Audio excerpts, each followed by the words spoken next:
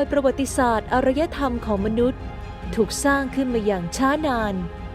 ความสงสัยใคร่รู้เกี่ยวกับอดีตและการสะสมสิ่งของเป็นลักษณะนิสัยหนึ่งของมนุษย์ซึ่งอาจเป็นที่มาของการเริ่มสนใจและศึกษาของเก่าจนนำไปสู่การศึกษาทางโบราณคดีในที่สุด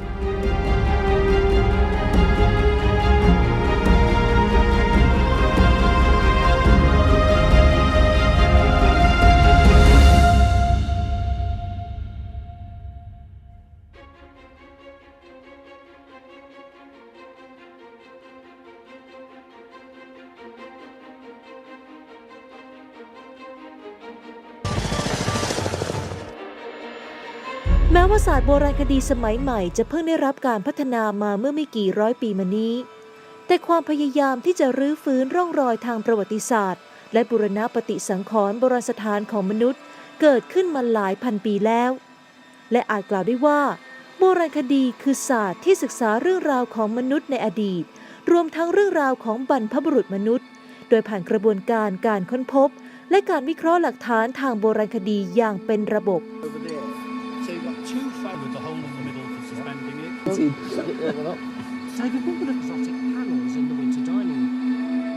โบราณคดีคือการศึกษาเรื่องราวและพฤติกรรมของมนุษย์ในอดีตโดยศึกษาจากหลักฐานที่พบบนดินใต้ดินและในน้ำโดยการวิเคราะห์และแปลความหลักฐานที่พบเพื่อบอกเล่าเรื่องราวในอดีตโดยมีกระบวนการทำงานที่นำความรู้ด้านมนุษยศาสตร์สังคมศาสตร์และวิทยาศาสตร์มาใช้ได้อย่างลงตัว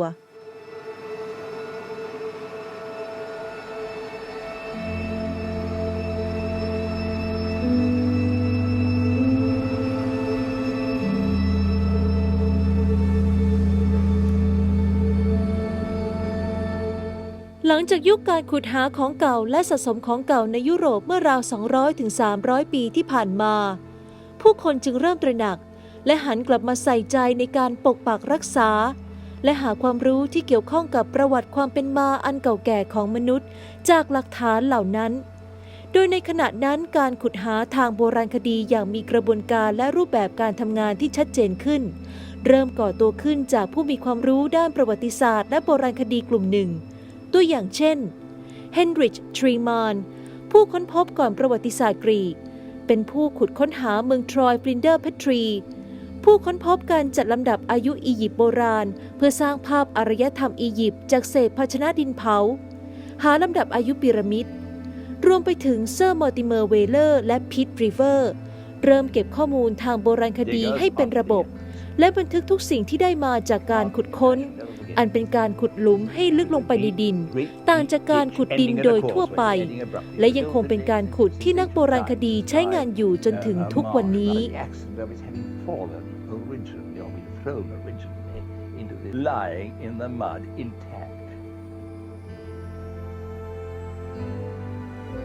ด้วยเป็นการขุดดินตามชั้นดินธรรมชาติหรือชั้นสมมุตินั่นหมายถึงผู้ขุดต้องคำนึงถึงอย่างมากถึงความลึกและความหนาของดินลำดับความลึกความแตกต่างระหว่างดินธรรมชาติและดินที่เกิดขึ้นก่อนหลังให้ความระมัดระวังสิ่งที่พบในการขุดสิ่งของเหล่านี้คือโบราณวัตถุนิเวศวัตถุร่องรอยกิจกรรมของคนในอดีตเมื่อมารวมกันเรียกว่าชั้นวัฒนธรรมหรือชั้นทับถมทางวัฒนธรรม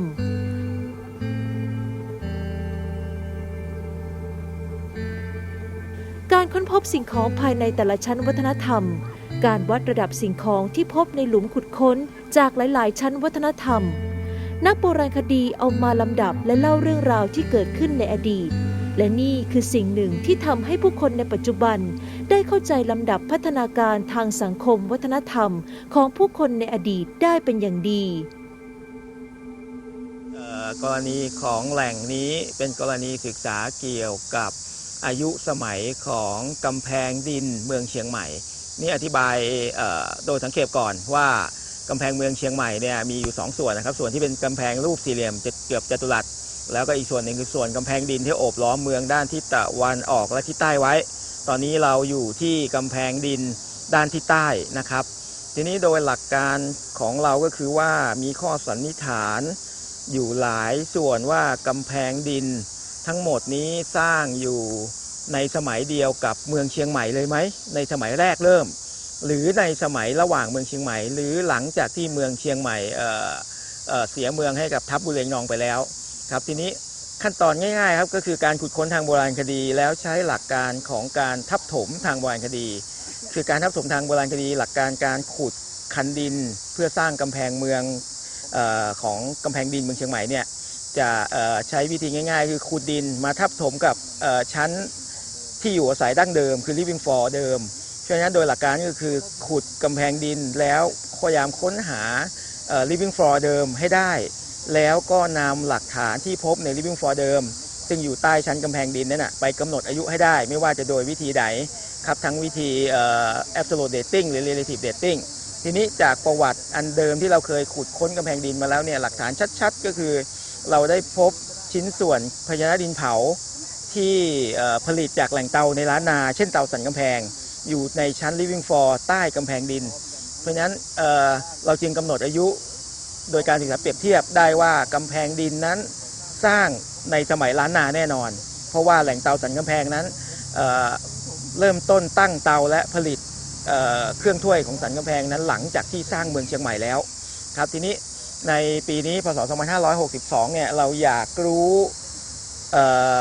สโคปแคบลงมาอีกของค่าอายุของกำแพงดินเมืองเชียงใหม่โดยตั้งใจว่าน่าจะพบหลักฐานเกี่ยวกับเครื่องถ้วยแหล่งเตาสันกำแพงหรือแหล่งเตาล้านนาอื่นๆที่อยู่ในชั้น living floor และอาจจะพบกิจกรรมอื่นๆเช่นการก่อกองไฟเราก็จะพบถ่านจะพบหลักฐานอื่นที่สามารถส่งกำหนดอายุทางวิทยาศาสตร์ได้ชัดเจนนะครับก็เลยหลักการเราก็สามารถจะทราบอายุแคบๆลงมาอีกของกำแพงดินเมืองเชียงใหม่ได้ครับเพียงแต่ว่าในปีนี้เราจึงทำการขุดค้นกำแพงดินเมืองเชียงใหม่เพื่อหาหลักฐานดังกล่าวและในทางอีกทางหนึ่งเราก็ขุดค้นแหล่งเตาสันกำแพงด้วยเพื่อที่จะกำหนดอายุหาตัวอย่างและกำหนด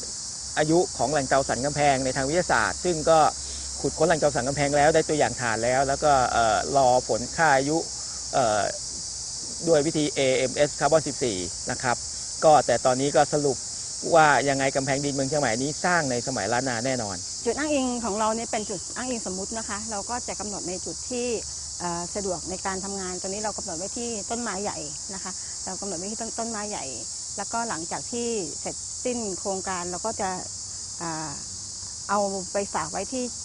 ถนนนะคะเพื่อที่ต่อไปเนี่ยเราจะได้มันจะเป็นจุดอ้างอิงที่เวลาถ้าเราจะทำงานโบราณคดีในบริเวณนี้อีกเราจะได้ใช้ค่าอ้างอิงระดับเดียวกันค่อนข้างที่จะเป็นดินที่แข็งมากค่ะดินแข็งมากเพราะว่าลักษณะของมันเนี่ยจะเป็นดินเหนียวที่มีทรายแป้งแต่ว่าเรียกว่าซิวนะคะปนนะคะพวกนี้เวลาถ้ามันเท็กตัวแห้งแล้วมันก็จะมีความแข็งมากค่ะจากที่เราใช้แรงงานเสร็จเรียบร้อยนะคะเราก็จะเริ่มทำงานวิชาการโดยการที่เราจะแยกชั้นดินโบราณคดีเหมือนทำผังนะคะแยกชั้นดินวัฒนธรรมวิเคราะห์โบราณวัตถุที่ร่วมกับที่เราพบร่วมกันอยู่ในชั้นดินแต่เผอิญที่เนี่ยเราไม่พบอะไรเลย เราก็เลยจะดูกิจกรรมของการสร้างกำแพงเมืองว่าดูจากการเรียงตัวของชั้นดินนะคะว่าชั้นดินที่เราพบเนี่ยประมาณได้ว่าแนวกำแพงเมืองเชียงใหม่ในส่วนของกำแพงดินเนี่ยมีความกว้างขนาดไหน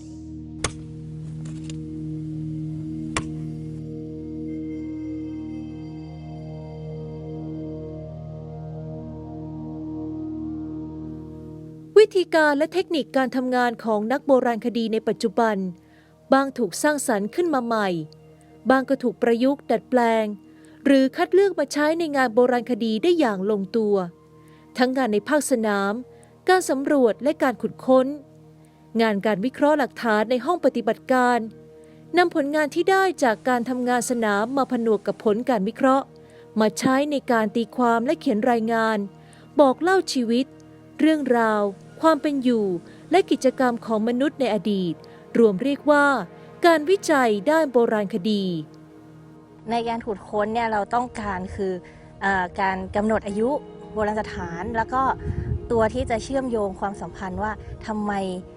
เขาถึงเลือกตั้งถิ่นฐานบริเวณนี้ซึ่งเบื้องต้นเนี่ยสันนิษฐานว่าจุดเนี้ยเป็นจุดที่มีการสัญจรติดต่อกันระหว่างเชียงใหม่แล้วก็สุโขทัยขุดทดสอบหาแนวโบราณสถานก่อนเพื่อให้เห็นแนวที่ชัดเจนแล้วถึงจะขุดลอกดินให้เห็นตัว โบราณสถานชัดเจนปกติเนี่ยเราจะขุดเทสก่อนดูว่าการก่อฐานอาคารเนี่ยจะเรียงกี่ชั้นนะคะอย่างเนี้ยจะเห็นได้ว่ามีอย่างน้อย4ชั้น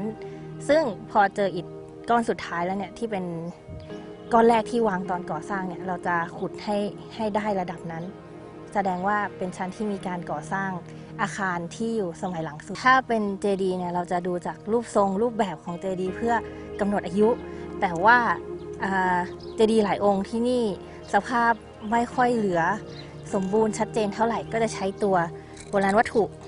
นะคะเป็นตัวกำหนดอายุคร่าวๆเบื้องต้นนะคะอย่างอันนี้ก็คือเครื่องถ้วยของเตาเวียงกาหลง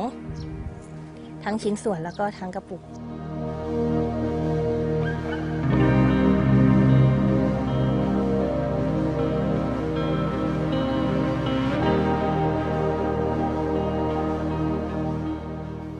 ในปัจจุบันการขุดค้นมีทั้งเกิดจากการขุดค้นที่มีการวางแผนหรือการขุดค้นเพื่อการวิจัยการขุดค้นเพื่อกู้แหล่งโบราณคดีและการขุดค้นที่เป็นผลมาจากการขุดพบแหล่งโดยบังเอิญซึ่งการขุดค้นเหล่านั้นอาจจะขุดค้นในพื้นที่ที่เป็นโบราณสถานเช่นการขุดค้นภายในศาสนสถานวัดร้างและนอกเขตโบราณสถานหรือในแหล่งโบราณคดีประเภทต่างๆเช่นในแหล่งโบราณคดีประเภทถ้ำเพิงผาในเขตเมืองโบราณทั้งที่เป็นคูน้ำคันดินที่อยู่อาศัยที่ฝังศพและแหล่งผลิตแหล่งโบราณคดีตรงนี้ชื่อแหล่งโบราณคดีวัดม่วงครับก็ตั้งอยู่ที่พื้นที่ที่เรียกว่าศพแจ่มซึ่งเป็นพื้นที่รอยต่อระหว่างเขตอำเภอจอมทองกับเขตอำเภอฮอดนะครับซึ่งในพื้นที่ศพแจ่มเนี่ยเราสำรวจพบโบราณสถานประมาณ10 กว่าแห่งครับคราวนี้ความสำคัญของพื้นที่นี้คือว่า1เนี่ยการดำเนินงานปีที่ผ่านมาเนี่ยครับเราเจอหลักฐานที่เป็นเจดีย์ทรงพุ่มเข้าบินแบบสุโขทัยนะครับซึ่งถือว่าเป็นเจดีย์ทรงพุ่มเข้าบินองค์ที่3ที่เจอในจังหวัดเชียงใหม่นะครับแล้วก็การในเอกสารประวัติศาสตร์ก็พูดถึงความสำคัญของพื้นที่ศพแจ่มทั้งในตำนานจามเทวีวงศ์ที่พูดถึงการขึ้นมาของพระนางจามเทวีที่ผ่านพื้นที่ตรงนี้นะครับแล้วก็ในเอกสารประวัติศาสตร์อื่นๆก็จะมีอาคารหลักนะครับก็คือตัววิหารกับองค์เจดีย์ซึ่งจะหันหน้าไปทางด้านทิศเหนือซึ่งจะต่างจากผังวัดของล้านนาตามปกติที่มักจะหันไปทางทิศตะวันออกครับโดยที่มีเจดีย์อยู่ทางด้านทิศตะวันตกแต่คราวนี้เนี่ยมันก็บางทีมันอาจจะขึ้นอยู่กับเส้นทางคมนาคมเดิมที่วัดหันหน้าเข้าหาเส้นทางคมนาคมครับอาคารอื่นๆก็จะมีอาคารที่เป็นตอนนี้เรายังไม่ทราบการใช้งานจริงๆแต่ว่าก็เป็นมี1อาคารทางด้านทิศตะวันตกครับแล้วก็มีที่ตะวันออกน่าจะเป็นอุโบสถครับเพราะเจอมีเสมาหินปักล้อมขุดแต่งโบราณสถานครับก็คือคล้ายกับการขุดค้นทางโบราณคดีที่เป็นหลุมขุดค้นเพียงแต่เราขยายสเกลจากหลุมขุดค้นเนี่ยให้เป็นในเชิงพื้นที่ที่ใหญ่ขึ้นดังนั้นกระบวนการหลักที่เราใช้ในการขุดเนี่ยคือถ้าเกิดเป็นการขุดค้นเนี่ยเราขุดตามชั้นดินสมมุติพอเราไปเจอชั้นดินทางวัฒนธรรมเราถึงขุดลอกตามชั้นดินทางวัฒนธรรมนะครับแต่ในโบราณสถานเนี่ยเราจะเน้นที่การขุดชั้นดินทางวัฒนธรรมเพื่อหาพื้นใช้งานเดิมของตัวพื้นที่นะครับเหมือนเวลาเราขุดค้นนะครับถ้าเกิดเราขุดไปแล้วเราไปเจอฟลอร์เดิมของชั้นวัฒนธรรมเราก็จะเจอเศษภาชนะดินเผาบางตัวในแนวนอนในพื้นนั้นนะครับถ้าเกิดว่าเป็นโบราณสถานเราก็จะเจอเศษภาชนะหรือว่าเศษที่มันเป็นองค์ประกอบของสถาปัตย์ที่ร่วงหล่นลงมาอยู่บนพื้นนะครับเราจะดู2อย่างประกอบกันหลักๆก็คือเราจะดูองค์ประกอบสถาปัตย์หรือว่าเศษภาชนะว่าวางตัวอยู่ในระดับไหนกับ2ก็คือเราจะดูตัวชั้นปูนนะครับที่ฉาบตัวอาคารอยู่ว่าสิ้นสุดถึงระดับดินไหนเราจะดู2อย่างนี้ประกอบกันแล้วเราก็จะลอกดินไปตามหน้าดินนี้เพื่อหาพื้นใช้งานเดิมของพื้นที่นะครับดังนั้นถ้าเกิดเราไปเจอโบราณวัตถุอะไรในพื้นที่เนี่ยที่ฟลอร์นั้นเนี่ยเราก็จะสามารถนำโบราณวัตถุเนี่ยไปเทียบเคียงก็คือการกำหนดอายุแบบเชิงเทียบนะครับไม่ว่าจะเป็นเครื่องถ้วยจีนหรือเครื่องถ้วยล้านนาประกอบกับการกำหนดอายุจากองค์ประกอบทางสถาปัตย์คือเจดีย์ว่าเป็นเจดีย์แบบล้านนาในช่วงพุทธศตวรรษเท่าไหร่ณตอนที่เราขุดผ่าเทรนส์เข้าไปที่ตัวเนินดินใช่ไหมครับคือเราจะยังไม่ทราบว่าขอบ ก็คือขอบด้านนอกสุดที่เป็นแนวผนังของอาคาร หรือว่าแนวขอบฐานอาคารอยู่ตรงไหนนะครับแต่ว่าพอเราขุดเข้าไปปุ๊บเนี่ยเมื่อเราขุดไปเจอตัวชั้นอิฐที่ก่อเรียงกันนะครับหรือว่าเป็นชั้นอิฐที่เรามีลักษณะของปูนที่เรียงเป็นระเบียบเนี่ยเราก็จะรู้ว่าตรงนั้นน่ะคือขอบนอกสุดของอาคารแล้วเราก็จะยึดเป็นแนวนะครับในการขุดว่าเราต้องลอกเพื่อหาขุดชั้นดินต่อไปในด้านข้างในด้านข้างครับเปิดขอบของอาคารให้ครบทั้งหมดเพื่อหาตัวอาคารสันฐานของอาคารคราวนี้เราจะขุดลึกถึงระดับแค่ไหนเนี่ยเราก็ต้องดูว่าต้องพิจารณา2 อย่างประกอบกันอย่างที่เรียนในข้างต้นว่าดูชั้นดินว่าดินด้านข้างนะครับมันมีเศษกระเบื้องมุงหลังคาหรือว่าเศษที่เป็นองค์ประกอบสถาปัตย์เนี่ยหล่นอยู่ในระดับดินไหนครับแล้วก็ดูประกอบกับตัวปูนที่ฉาบอยู่ตรงขอบของอาคารครับว่าฉาบถึงระดับไหนเมื่อ2 อันเนี่ยสอดคล้องกันเราถึงลอกดินไปในระดับนั้นและถ้าเกิดระหว่างการลอกดินเนี่ยเราเจอโบราณวัตถุอะไรเนี่ยเราก็เก็บโบราณวัตถุนั้นขึ้นมา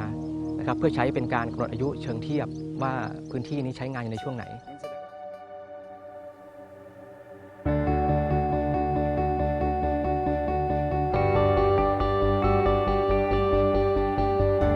กลับไปบอร์ดเขียนถูกอีกทีนึงว่าโบราณวัตถุที่เราเจอมันคืออะไรครับอันนี้สิ่งสำคัญขาดไม่ได้เลยก็คือตลับเมตรค่ะใช้ทำอะไรครับสิ่งนี้ตลับเอาไว้ใช้วัดทั้งขนาดหลุมแล้วก็วัดความลึกครับจดแบบบันทึกประจำวันในว่าวันนี้เราขุดที่บริเวณตรงนี้แล้วเราก็ต้องส่งอาจารย์ในแต่ละวันครับการวัดระดับของโบราณวัตถุที่เราขุดนั่นเองนะครับเราไปรอดูขั้นตอนและวิธีการทำในการสวดขุดค้นอีกทีนะครับ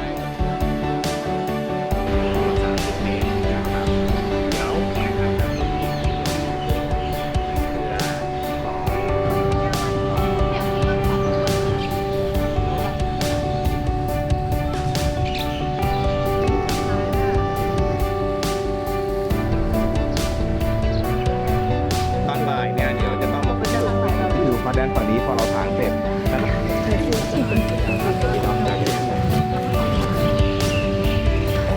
ก็ไม่รู้ว่าวัดกันจุดๆต่ออะไรก็วางแผนกันวงเล็บว่าสำรอง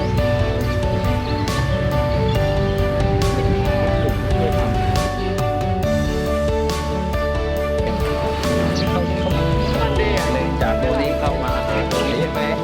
แล้วจะมีใน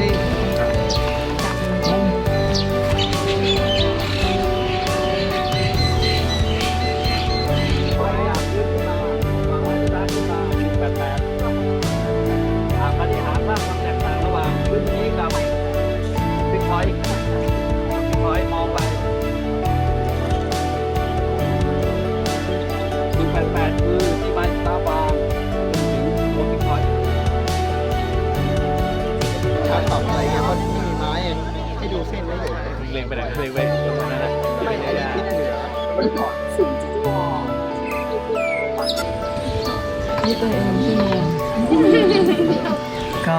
ลงมาถนนบรรยายเท่าไหร่ว่าทั้งหมดเนี่ยเดี๋ยวก็อันนี้ไม่เป็นไรเดี๋ยวขอบเลยไปอันนี้ไปเลยหมด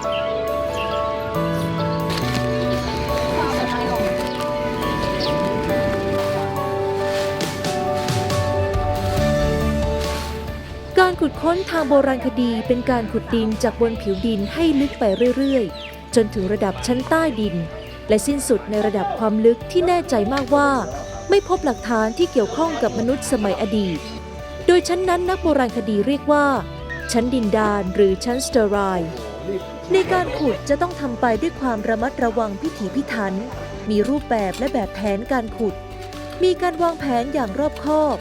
โดยเริ่มจากการเตรียมเครื่องมือที่จะใช้ขุดให้เหมาะสมกับในพื้นที่การขุดในแต่ละครั้งต้องขุดความหนาของดินเท่าๆกัน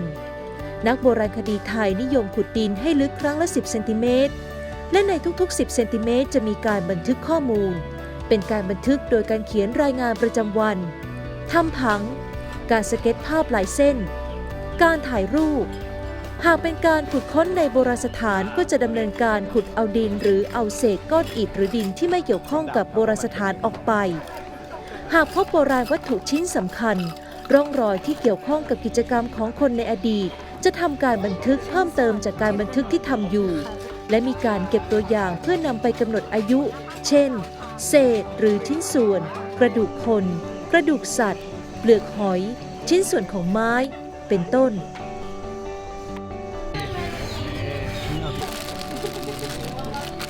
นี่คือเป็นส่วนเศษภาชนะดินเผาส่วนลำตัวนะคะ แต่ว่ายังไม่ได้ทำการวิเคราะห์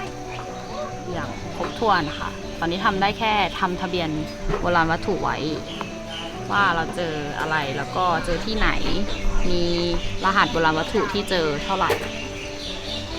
ก็ระดับชั้นดินอะไร ครั้งนี้ส่วนใหญ่จะเป็นเกี่ยวข้องกับตัวโบสถ์นะคะ ก็จะเจอชิ้นส่วนสถาปัตยกรรมอย่างชิ้นนี้นะคะทำทะเบียนไปแล้ว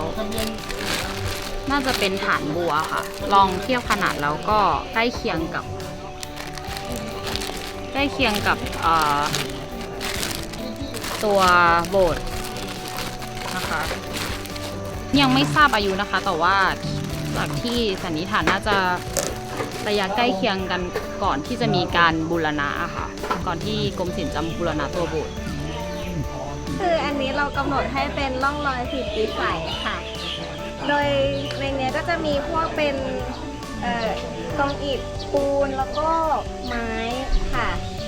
เราทำการฝึกฝนโดยใช้เครื่องมือเบาก็คือใช้เกรียงแล้วก็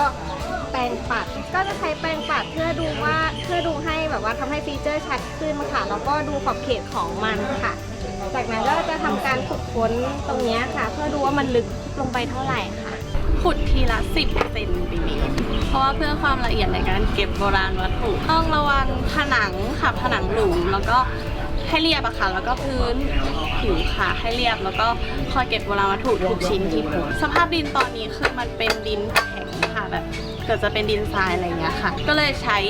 จอบค่ะกับเสียมค่ะจอบในการขุดออกแล้วก็เสียมเอาไว้แต่งผนังข้างๆค่ะตอนนี้นะคะเป็นการขุดโบราณสถานค่ะโดยเราจะแบ่งพื้นที่ออกเป็น2ส่วนใหญ่ๆนะคะก็คือพื้นที่ที่เป็นฐานโบราณสถานกับพื้นที่ออกมาคือเป็นส่วนของดินค่ะในการขุดครั้งนี้นะคะเราจะเป็นการขุดเพื่อดูขอบเขตของฐานรากของเจดีย์ตรงนี้ค่ะโดยเราจะเห็นได้ว่าจะมีอิฐที่ระเกะระกะกับอิฐที่วางเป็นระเบียบใช่ไหมคะในส่วนของการทำงานนะคะเราจะทำการถ่ายรูปก่อนแล้วก็เอาเกลี่ยดินออกค่ะเพื่อดูขอบเขตของแนวโบราณสถานหลังจากนั้นนะคะเราจะมีการดรออิ่งรูปภาพทั้งก่อนและหลังค่ะเพื่อให้เห็นเป็นแนวเพื่อให้เห็นแนวโบราณสถานใช่ไหมคะแล้วเราก็จะเอาอิฐที่วางไม่เป็นระเบียบออกค่ะแล้วหลังจากนั้นนะคะเราก็จะเห็นเป็นฐานของแนวโบราณสถานว่าขอบเขตมันเป็นยังไงค่ะ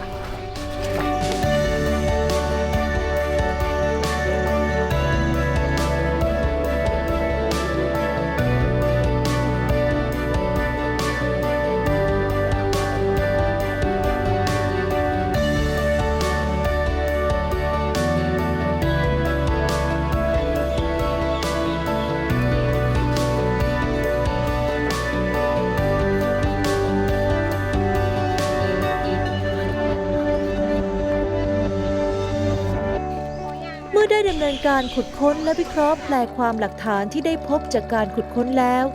นักโบราณคดีและนักวิจัยจะต้องเรียบเรียงเรื่องราวจากการวิเคราะห์หลักฐานทางโบราณคดีเป็นรายงานทางวิชาการโบราณคดี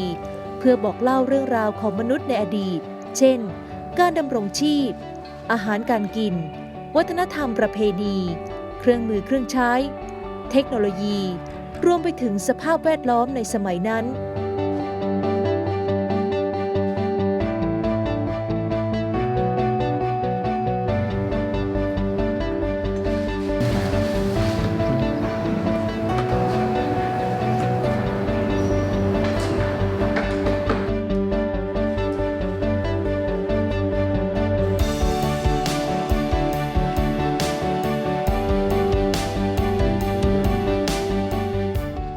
ขั้นตอนนี้เป็นขั้นตอนภายหลังนะครับจากที่เราขุดค้นในแหล่งโบราณคดีเสร็จแล้วเนี่ยนะครับเราก็มีทำการเก็บตัวอย่างดินจากแหล่งโบราณคดีในแต่ละชั้นดิน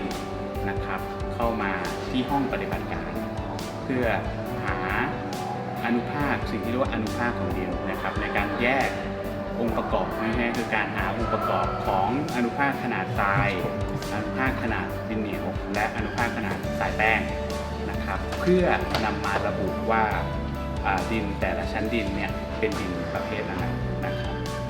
สิ่งที่นักศึกษาจะมาทำอยู่ก็คือการใช้เครื่องมือที่เรียกว่าไฮโดรเมเตอร์นะครับในการวัดค่าของการทิ้งตัวการทำตัวจำเพาะของดินแต่ละชุดโดยใช้งานร่วมกับสารเคมีแล้วก็อุปกรณ์ทางวิทยาศาสตร์คือเราจะใส่ดินในปริมาณที่เท่ากันนะครับโดยประมาณ50 กรัมนะครับแล้วก็ใช้สารเคมีที่เรียกว่าแคลกอน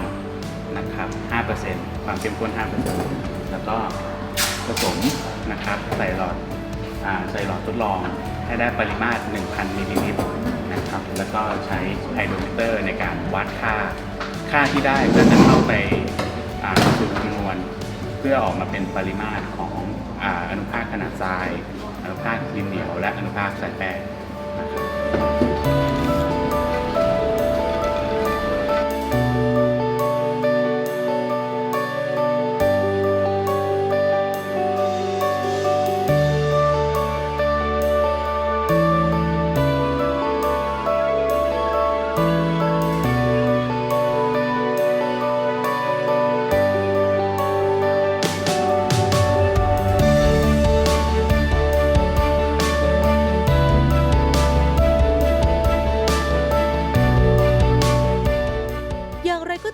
การขุดค้นจัดได้ว่าเป็นนวัตกรรมสิ่งที่ถูกสร้างสรรค์ขึ้นโดยนักโบราณคดีมีกระบวนการขั้นตอนที่ละเอียดรอบคอบและใช้เวลาการขุดค้นของนักโบราณคดีจากอดีตสู่ปัจจุบันทำให้เกิดการค้นพบและช่วยรักษาโบราณสถานสำคัญหลายๆแห่งดังปรากฏเป็นสิ่งปลูกสร้างสวยงามอลังการซึ่งเป็นที่รู้จักกันเป็นอย่างดีในปัจจุบันรวมไปถึงการค้นพบสิ่งประดิษฐ์หรืองานฝีมือของมนุษยชาติหรือที่เรียกว่าโบราณวัตถุหรือของโบราณโดยเข้าไปชมโบราณวัตถุอันล้ำค่าเหล่านี้ได้ในพิพิธภัณฑ์